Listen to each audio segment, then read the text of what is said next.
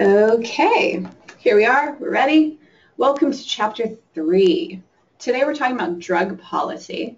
Let me see if I can get this to go to full screen here. Hang with me. Slideshow from the beginning. That's what we want. Okay, do that. Okay, fantastic. Good. All right, so today, like I said, we're talking about drug policy.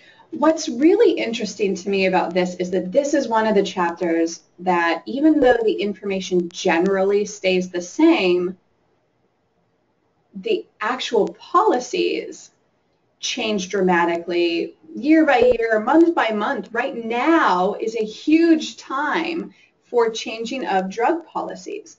A lot of research is being done on different drugs that are technically controlled substances currently, or Schedule I substances. We're going to get there within this chapter. But if you think about the videos that I had you watch at the beginning, you can see the changes that have happened over the years that I have been teaching this class. Very big differences in how they report on a drug like marijuana.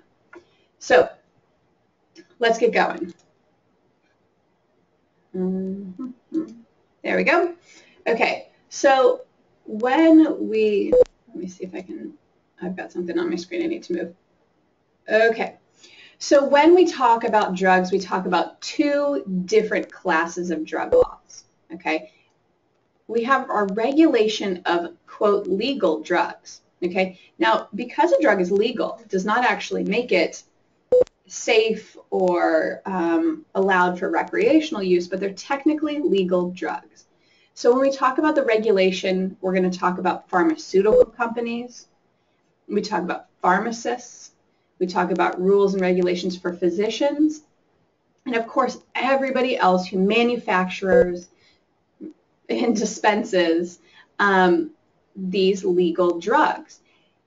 Legal drugs are a huge money-making market, right? There are many lobbyists. Even if we have research that says maybe one of these legal drugs is not that great for the general public. Those companies have lobbyists. They have a lot of money to defend their drug. And it's already legal, so it gives them some leeway. Legalizing drugs that are currently illegal is difficult, and you see that happening now. It is happening in some states with some certain drugs. Okay, so the other class of drug laws pertains to criminalization of certain drugs. So criminalization of use, of possession, of sales, and over time, you have different laws about different things. So, for example, you can purchase, kind of example do I want to use? So you can purchase spores of certain types of mushrooms that would be hallucinogenic, and you are legally allowed to purchase them in some states. However, it's illegal to then grow them and use them as a mind-altering substance, so as a, quote, drug. In some places, it's okay to possess, but it's not okay to sell. There's a lot, and each state, each sometimes county is different.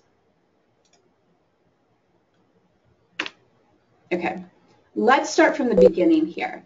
And this is the beginnings of regulation. Issues that led to legislation. So originally, the ideas were just simply, look, these are drugs, people can choose to do what they want to do. There were no regulations. So first we had fraud, and specifically about patent medicines. In the next slides, we're going to go into these things more specifically. So I'll just go through. We're going to talk about fraud. We're going to talk about morality and racism. We're going to talk about 3 pieces of legislation.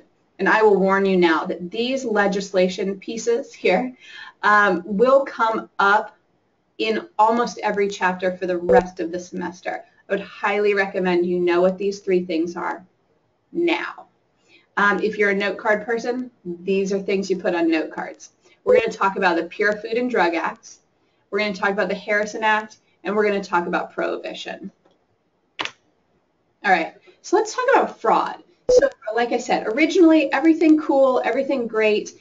People were allowed to sell, quote, medicines to people and not exactly tell them the truth about it. All right.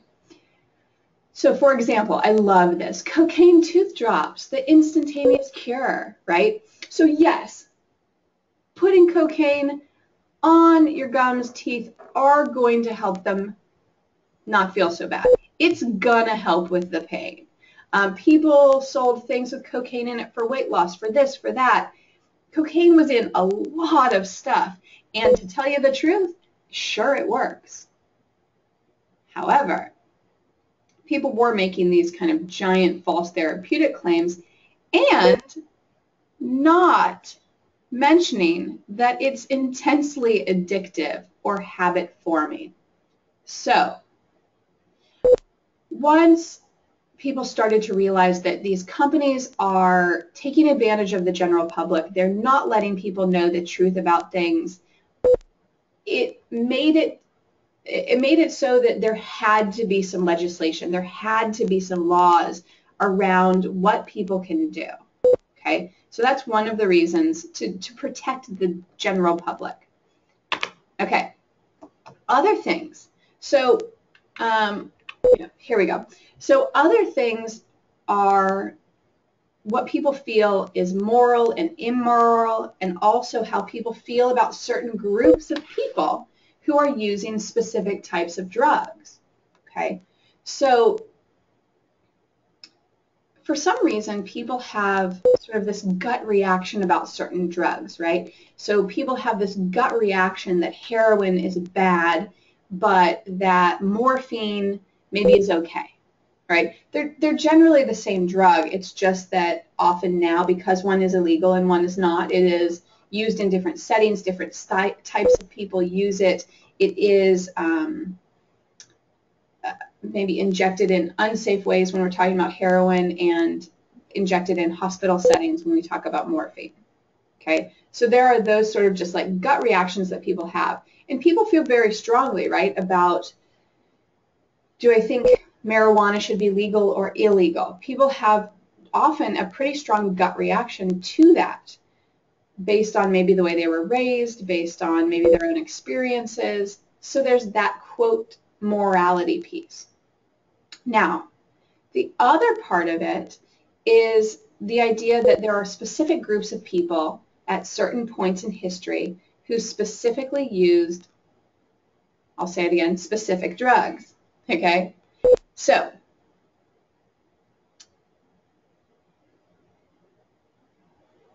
when we talk about that, the example that often is brought up is opium. So opium smoking brought to the U.S. by Chinese workers. Okay, so the idea is that Chinese workers came to the U.S. and they were smoking opium, and then it turned into this big thing of, oh my gosh, these guys have these opium dens and they are luring our, women into them, and they're taking advantage of them, and they're getting them addicted to opium, and there's all this drama around it. Were there opium dens? Yeah. However, people made it into this big, big thing that it kind of wasn't, in order to then make something illegal that these particular people were using. And therefore, if it's illegal, you can arrest these people. You can kind of get rid of them, right? However, interestingly, the U.S. was actually involved in international drug trade. So some complications there. If you're interested more in that story, do go to your book, read a bit more about that. Laws have been passed against importation, against manufacturing, and against the use of opium. And the role was generally racism there. I mean, we similarly have, for a while, marijuana was associated with a certain group. Different drugs have been associated with different groups, and then they become illegal. All right. So, other issues leading to legislation. Going back to cocaine.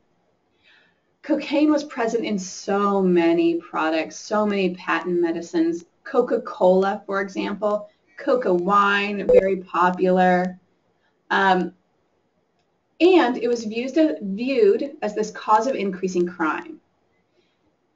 Specifically, there was this big article that was put out that talked about African-American men using cocaine and then all of a sudden becoming these superhuman people who were overturning cars and getting guns and, raping women and all this stuff that was not true.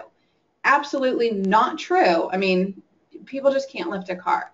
But there was not only just talk about it, but there was an article published saying that these things were facts, which is crazy. However, at the time, you didn't have the internet. You couldn't go and check for something else. This was the only information that you got. So you had to believe that it was true. Not had to. Some people probably didn't, but a lot of people did. And so because of that, legislation was put in place to make cocaine illegal. Okay, let's talk about the 1906 Pure Food and Drug Act. So, the purpose of the legislation, it prohibited interstate commerce in misbranded and adulterated food and drugs. Okay, now at the time in 1906, misbranding, that word, referred only to labeling and not to actually advertising. So it really only said that on the label of the quote drug that you have to tell the truth about it. However, when you go out and you're trying to advertise and you're like, hey, yeah, I've got this, hair growing tonic and it's going to do this and that's going to do that or whatever it is, you're allowed to just lie about it. And of course, nothing said, yes, you're allowed to, but it didn't say you couldn't. And if you don't tell people you can't, they will. There were later amendments to this. So the Pure Food and Drug Act is something that changed over time. And then after that, the amendments came in for testing for safety and testing for effectiveness, right? So you had to make sure to prove that it was not going to kill people, safety, and that it was effective, meaning that it actually did what you say it's going to do. I find it pretty crazy to think that for a long period of time, and not that long ago, people were allowed to just sell anything without showing that it is safe or effective. We still have a lot of problems with that now, but before there was no regulation on it. Moving on, we've got our Harrison Act of 1914. So, the purpose of this legislation, this was now required for those who, quote, produce, import, manufacture, compound, deal in, dispense, or give away certain drugs to then register and pay a special tax. So this one's about taxing. This is about regulation through taxation. It was initially intended to control opium and cocaine. However, it later expanded to include all other federal controlled substances.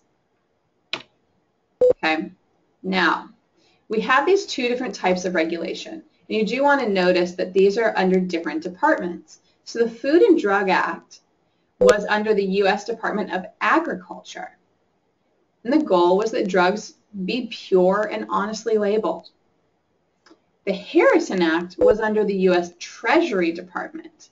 The goal there, taxation of drugs to restrict commerce in opiates, or opioids, we use those words interchangeably sometimes, and cocaine to authorized physicians, pharmacists, and whatever legitimate manufacturers mean. But this is taxing, okay? Now, a big issue here is purity. So when we start to regulate pharmaceuticals, somebody has to be in charge of checking and seeing that things are accurate. So again, that 1906 Pure Food and Drug Act said the product contents must be accurately listed on the label. Initially, the FDA came out and said, we'd really like you to do that. Okay. In 1912, we have something called the Shirley Amendment, and this just flat out outlawed false and fraudulent therapeutic claims. Okay, so a bit more strongly worded here. Now, safety. With that Pure Food and Drug Act, there was no legal requirement that medications be safe. Wild.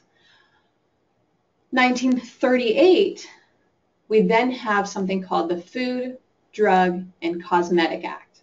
Okay? And with this, the FDA became the gatekeeper of drugs, and the FDA expanded greatly at this time. All of a sudden, it required a lot of pre-market testing for safety or for toxicity, which would be the opposite of safety, right? So all of a sudden, you have all of these rules and regulations. If you want to come up with a new drug that you're going to put out there, you have to submit an NDA or a new drug application. You have to do a lot of pre-market testing. You have to show and demonstrate and prove to the FDA that it is safe before being allowed to be put on the market. Very different than before. It also means that you have to put a lot of money and time into getting a new drug approved. So, they also said that directions must be included. There were adequate instructions for consumers, or saying that the drug can only be used with physician prescription. So meaning that then the physician would need to give adequate instructions to the consumer. So over-the-counter instructions have to be real clear.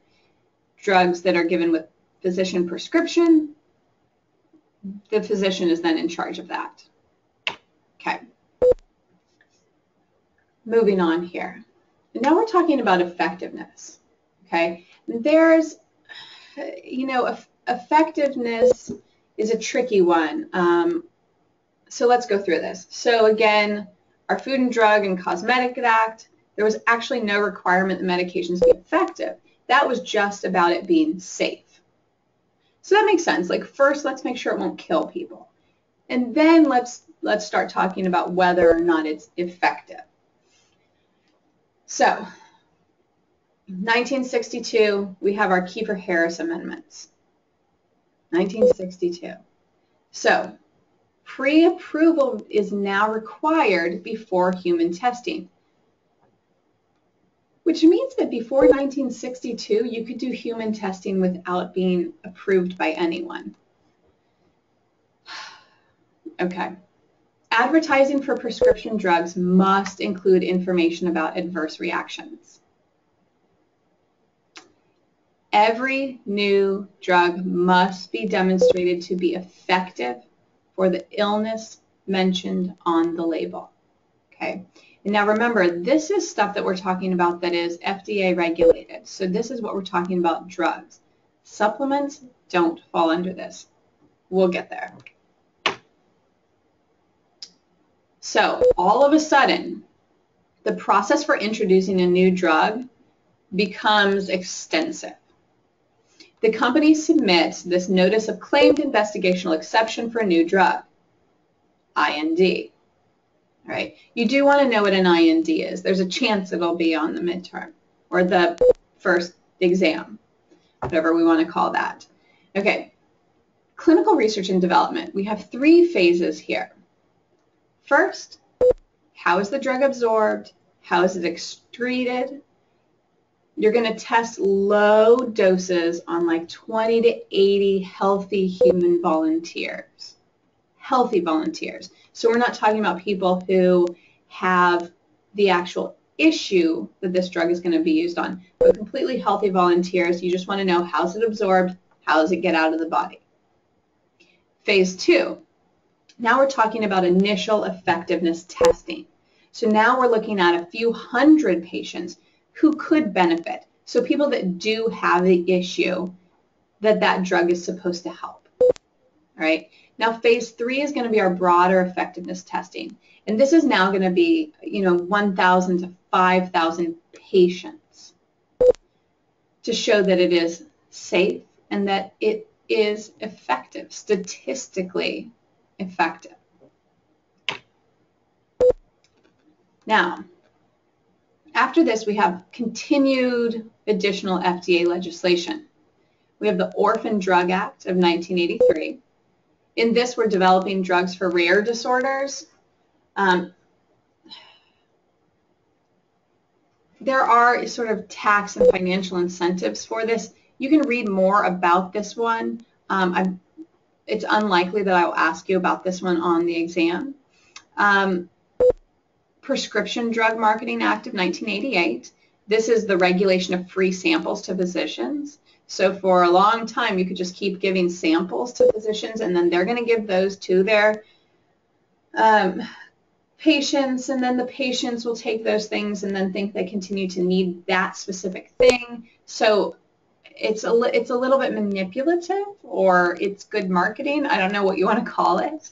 And for a long time, I mean, samples have still been around, and some samples are still allowed in physicians' offices, but there's regulation on it now. Okay. 1997, there's something called the FDA Modernizing Act. Okay. So the Modernizing Act gave guidelines for things like post-marketing reporting of adverse effects. So that is after the drug is out there, still letting people know if there's been reports of negative effects. Okay. It also gives guidelines for distribution of information on off-label uses. So you have a drug that's out there that is has gone through all of this testing and is now used for a certain issue. Okay, let's say it's used. Let's go mental health. So let's say it's used for depression, but psychiatrists start to notice that even though they're giving it to somebody for depression, somebody's eating disorder symptoms also seem to be getting better. We might then say, well, gosh, it might really be helpful for people with eating disorders also. However, it was approved for depression. And in order to get approved to be used for eating disorders, you're going to have to go through all that process again. A little bit different, but it's a big process. So if a physician gives that medication to somebody for an eating disorder, but it's technically approved for depression, we call that an off-label use. Okay, so, and that's usually decided by a physician to use it even though it's technically off-label, all right? Drug reps or pharmaceutical reps, salespeople, can let physicians know what other physicians are using it, what off-label purposes they're using it for, but they can't technically sell it for those things. So again, everybody can kind of bend the rules a little bit, but there are rules now. All right. However, and let me tell you, we're going to have a whole chapter on dietary supplements later, so I won't soapbox this. But dietary supplements are not regulated in the same way. Now, we did eventually have the 1994 Dietary Supplement Health and Marketing Act that says that labels must be accurate. Products cannot make unsubstantiated direct claims. Products can, though, make general health claims. So that's why often on your dietary supplements, you'll see things like improves overall well-being. Like, what does that mean? Improves overall well-being. That sounds amazing. Let's do that. You can see on this bottle right here in the picture of St. John's wort, it says, support for positive mood balance. What? But it makes us feel good. We like what it says, and it's natural. That's questionable. Some supplements are wonderful and great and created by well-intentioned good people. And some supplements are created by people that just want to make a quick buck, and it's just crap. Again, we have a whole chapter on this later. I'll move on. Products can be marketed without proving safety. Again, products can be marketed without first proving safety. You need to do your own research on dietary supplements if you take them. Okay. So now we talk about legislation of controlled substances. All right. So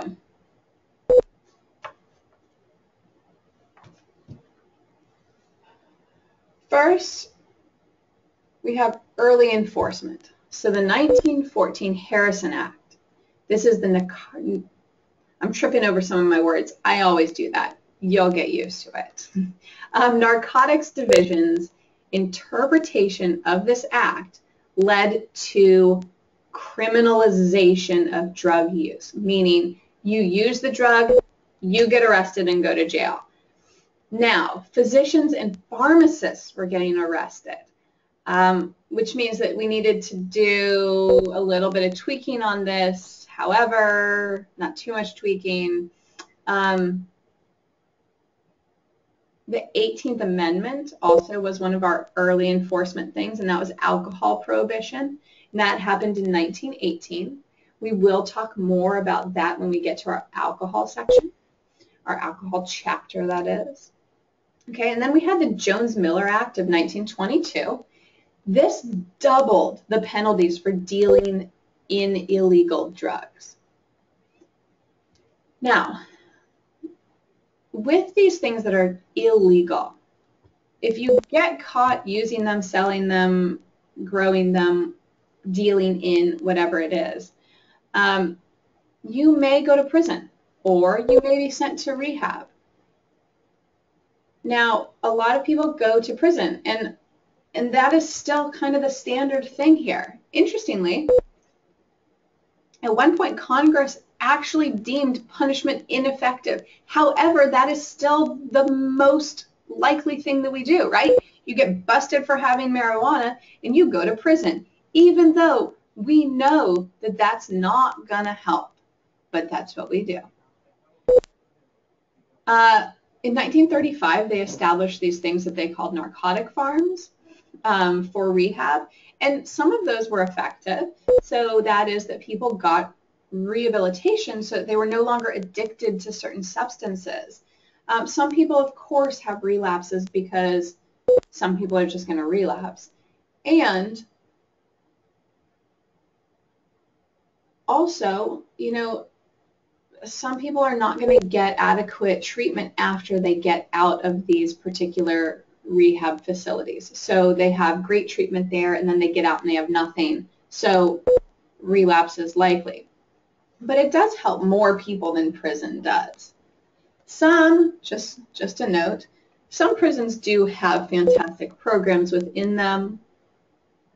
Not enough people get to use them, not enough people work there, not enough people, it's not what it needs to be, in my opinion. Okay.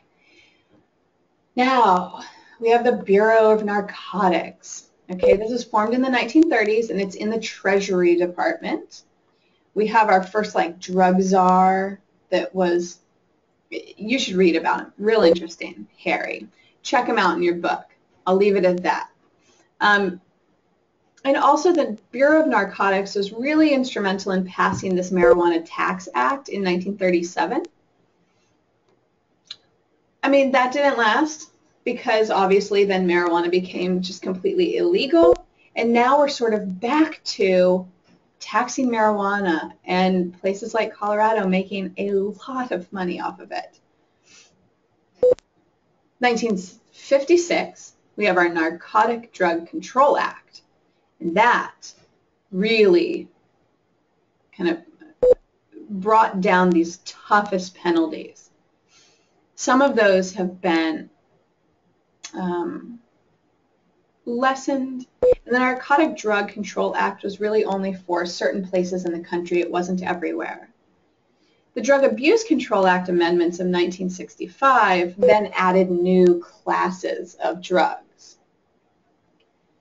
Continuing on here, we have our Comprehensive Drug Abuse Prevention and Control Act of 1970. This one replaced or updated all of the previous laws. Drugs controlled by the Act are under federal jurisdiction. This is where it gets confusing, right?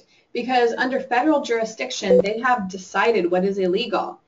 However, in some cases, the state laws and the federal laws conflict, right? So our Colorado versus our federal law conflicts. Our Washington, D.C. versus our federal law conflict. That is confusing to me. I mean, not really confusing. I see how it works. However, it's interesting. Let's go with interesting. So there's all those kinds of things. And also, I mean, if we look at what's going on right now, the Obama administration has said that they will not put any effort into arresting or charging individuals who operate within state laws. So they've kind of said, look, we get that it's illegal, but we're not going to waste our time busting people who are selling marijuana in states that it's legal. We're probably not even going to enforce these federal laws. Okay. Now, we also had this increased funding for prevention and treatment, and that's under the Department of Health and Human Services. And this now we're talking about prevention as far as like school information that's getting out there, treatment for people that have been addicted to drugs, all of those things. That really more information on prevention and treatment comes within the different chapters that we'll discuss, as well as the last 2 chapters of the book. Now, we have our direct control of drugs. That's through the Drug Enforcement Agency. We've got a lot of different, groups here. Drug Enforcement Agency. And now taxation was no longer the strategy. It was really controlling drugs, controlling the importation of drugs, controlling, arresting people for using drugs and all of that, rather than taxing. Interestingly, enforcement of making sure that people are not using certain drugs was really separated from scientific evidence and separated from medical decisions. So even if data continued and continues to show benefits of certain drugs that have been put on the Schedule I list, we have people that, just like I said at the beginning, feel something in them, just makes it feel like these drugs are bad and dangerous. And so no matter how much data you put in front of somebody who feels so strongly, they just can't hear it. They literally can't, which is sad. And some of those people are sort of being pushed out, and new people that understand science are coming in. And I say this as meaning I just want people to hear data. I just want people to take the time to really see what's going on research-wise and how we can most likely benefit humans in general. I am not and never will, advocate for drug use, recreational drug use, but I'm also not saying that I'm against it. I'm not for it, I'm not against it. I just like science. Is that fair? Okay, let's talk about this. So for some of you, you may feel like that you look at this list and you think, yep, that looks about right. For others, you may look at this list and be like, what? So this is how we break down the schedule of substances. Schedule I is high potential for abuse, no accepted medical use, and lack of accepted safety.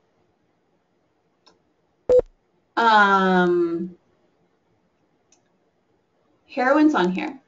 Marijuana is on here. Ecstasy is on here. Not on this chart, but also our classic hallucinogens, so psilocybin, LSD, all of those things, 2CB, things like that.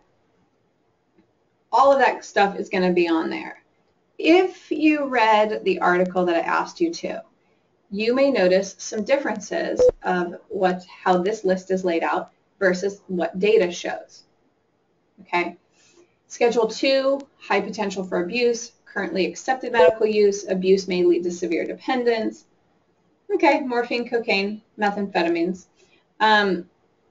Schedule 3, you can read this. This is one of the times that being in an online class is awesome because you can pause this. You can pause it for as long as you want and look at it and think about it and read it. You can go back to your book. You can go back to the article. Soak it in. And then you can start me back up again when you are ready. And I can move on. All right, I'm going to move on. So, legislation of controlled substances. Amendments to the Comprehensive Drug Abuse Prevention and Control Act of 1970. We had in 1986, there was stiffened possession and selling penalties. There was also a big difference all of a sudden in sentencing for crack cocaine versus powder cocaine. So a lot of research came out on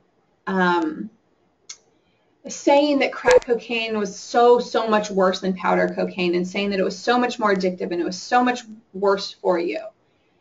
This may or may not be true. What we know to be true is that when the sentencing became much stricter for crack cocaine versus powder cocaine, we saw a huge difference in low-income African Americans being sentenced to long prison terms, and our higher socioeconomic status white men who use powder cocaine basically getting off with a hand slap or nothing or not being busted at all. Okay, this is a problem, right? The data sometimes indicates that crack cocaine is worse. However, we really see that the situations that people live in who are using crack cocaine tend to be worse than people that are using powder cocaine. So you have to take all of those things into consideration. We call them, our mediators or our moderators when we're looking at statistics.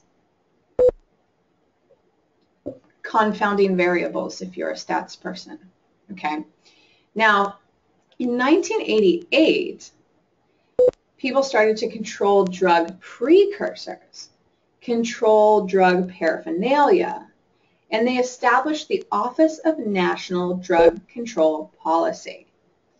If you look, so this picture, the first time I looked at this picture, I thought it was, I just looked really quickly and I thought it was a janitorial kind of person sweeping. And then I looked again and realized this is a large bong. So for those of you who are unfamiliar, this is something where at the bottom of it, if you see that little piece that sticks out, you would put some marijuana in it, and there would be some water at the bottom of that, and then you would put your mouth on the top of it and suck up the smoke and inhale it and get high. And those of you who are familiar with it, we're in Alabama, don't admit that. Okay.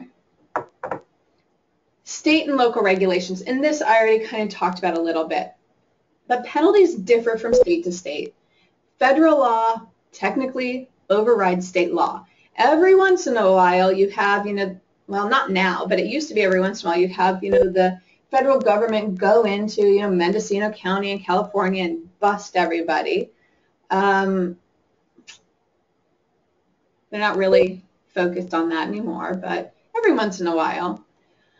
Significant growth in numbers in Americans in prison. Increased awareness of high incarceration rate has recently led to a decline in prison population. So basically people saying, oh my gosh, we have so many people in jail for carrying around a small amount of marijuana and then therefore saying maybe that's not the way to go, and that actually has led to a slight decline in prison population. However, the U.S. still has the greatest proportion of citizens in prison compared to other countries. Okay. You can look at this chart. These things are also in your book. Okay. Federal support for drug screening. So federally, as well as just different companies, of course, do drug testing. And the point of doing it is to make sure that people are safe in their jobs, that they are providing safe services to others, and to let people know, the employees know, that the company or the government does not approve of your use of illegal drugs. So basically saying, this is not okay. We're going to show you that it's not okay by letting you know that we may randomly drug test you. Military and federal employees sign things that say, I am okay with you randomly drug testing me at any time without notice. Transportation workers, employees of private companies, and public school employees. Okay. Testing method issues, though. Different tests have different results, and that is if we're doing blood tests, hair tests, you know, a mouth swab, a urine test, a urine test. We're going to have different results. Different kinds of tests have different levels of sensitivity. We have different detection ability. In my practice, I see a fair number of adolescents, and some of their parents do drug test. Adolescents are really smart, and they know which tests will show which things and then which drugs they can get away with. Also, sometimes parents purchase the cheaper test, and then its sensitivity levels are not very good. You know, there's a lot of issues with the testing methods. However, companies do want to do this. And part of it is just to kind of let people know, like I said again, let people know that they're against it. They're not okay with you using certain drugs. Now, a lot of times we think about, like, you know, the illegal drugs, marijuana, cocaine, things like that. Now, there's new regulations, and even here at UAB, where if you work in the hospital, you cannot be a person who uses tobacco products. That is, new hires cannot use tobacco products, and they will test you for it. There's a lot of reasons for that. We'll go into that in the tobacco section. Okay. So, oh my gosh, so much money is spent on drug enforcement. In 1980, $1 billion. In 2013, $25.6 billion was the budget for drug enforcement. That includes a lot of things. That includes the things that they do to control substances coming into our country, to control substances that are grown or created in our country, to control the selling of drugs, the use of drugs, you know, a lot of different things here, as well as prison and treatment services. So there's a lot of things. However, $25.6 billion is a lot of money. The DEA has agents in over 40 countries. Uruguay recently legalized marijuana. United Nations has criticized government for treaty violations. So basically, countries that are starting to legalize things are having trouble with the United Nations and their particular things. If this is an interest of yours, please go to the book and learn more about this. It's something that I think is interesting, but I don't know as much about it as I would like to. So I often will tell you to go to your book if there's something that I think, I bet you can get better information from another source. I don't pretend to know everything about everything. Other federal agencies that are involved in this: Homeland Security, Federal Aviation Administration, the National Park Service. Other costs are maintaining prisons, caring for prisoners, crimes that are committed to purchase drugs, corruption in law enforcement, conflicting international policy goals, the cost of loss of individual freedom, which, you can kind of argue different ways on that.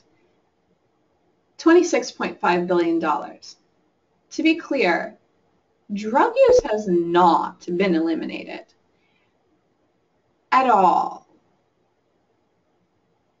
Not even close. So we have to start to kind of question, like, this is a lot of money going to something, and it's not actually working that well. You sort of have your supply and demand issues here, right? Supply and demand being, if there's a demand, there will be a supply. You can take out the suppliers, and if there's still a demand, somebody else is going to supply it. So I am not a legislator. I'm glad I don't have to make these decisions because it seems extremely difficult and if not impossible. But I would think that maybe if we worked on having people less demanding of these substances, the supply would go down and the suppliers would drop off. They'd probably find other things to sell, but maybe other things that they sold would be less harmful to people. So there's something to think about. Approximately 10 to 15% of illegal drug supply is seized each year. 10 to 15. When supplies are restricted, prices go up. Higher prices increase difficulty in obtaining drugs, may deter some users. So, for example, and this is not about illegal drugs, but when the price of cigarettes goes up, there are people who will stop using. There are people who will say, it's just too much money. I'm not going to do this. It's not worth it. I'll just quit. There are other people that will absolutely still do it. As far as, let's say, alcohol, bars, when people are not doing as well, when unemployment is up, when recession is happening, alcohol sales are still up. Bars are doing great. Interestingly, even if people have less money, they're still willing to, if not more willing to, use certain substances. But, like I said, when prices go up, some people stop using.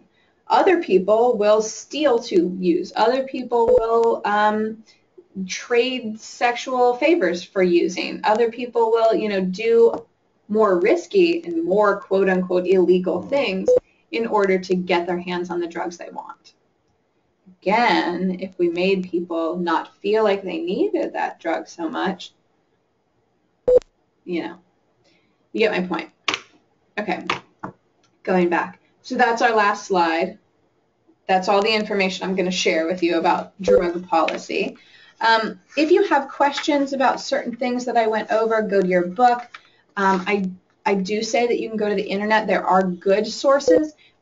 However, you need to be a good consumer of data, meaning you need to think critically. You need to see what source you're looking at, who is in charge of that website, what is their agenda. Is their agenda actually just giving data? Is their agenda, something specific?